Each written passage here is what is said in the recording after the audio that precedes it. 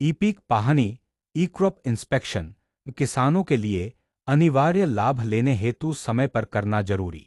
महाराष्ट्र सरकार ने किसानों की फसल का सही रिकॉर्ड रखने और उन्हें सरकारी योजनाओं का लाभ समय पर पहुंचाने के लिए ई-पीक पाहनी ई क्रॉप इंस्पेक्शन प्रणाली लागू की है।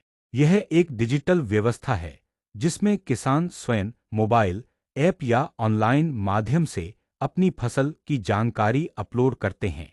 क्यों अनिवार्य है ई-पीक पाहनी? एक सरकारी योजनाओं का लाभ है।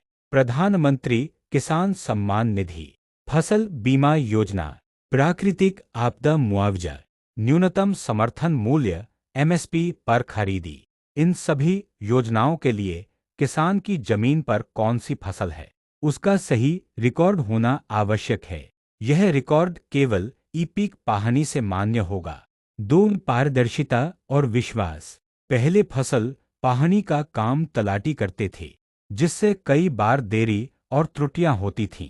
अब किसान खुद मोबाइल से जीपीएस लोकेशन और फोटो अपलोड करके पारदर्शी तरीके से फसल दर्ज कर सकते हैं। 3. इस समय पर सहायता। आपदा या प्राकृतिक संकट की स्थिति में सरकार को तुरंत डेटा मिलता है। इससे मुआवजा और बीमा क्लेम जल्दी मिल पाता है। किसान को क्या करना होगा? मोबाइल पर ई-पीक पाहनी ऐप DCS वर्जन 4 डाउनलोड करना, आधार कार्ड और मोबाइल नंबर से लॉगिन करना, खेत की लोकेशन जीपीएस और फसल की फोटो अपलोड करना, बीज बोने की तारीख, फसल का प्रकार और क्षेत्रफल की जानकारी भरना।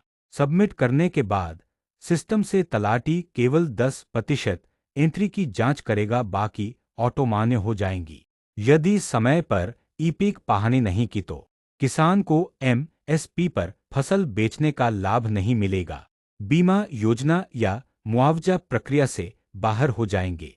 अन्य कृषि योजनाओं के लिए अपात्र घोषित किए जा सकते हैं। मौजूदा स्थिति। खरीफ 2025 की ई-पीक पाहनी 1 अगस्त से शुरू हो चुकी है। किसानों को यह कार्य तय समय सीमा के भीतर पूरा करना होगा। कई जिलों में किसानों को लॉगिन, ओटीपी और सर्वर की तकनीकी दिक्कतें आ रही हैं, जिसके लिए राज्य सरकार ऐप सुधारने पर काम कर रही है। ई-पीक पाहनी अब सिर्फ औपचारिकता नहीं बल्कि किसानों के लिए अनिवार्य है।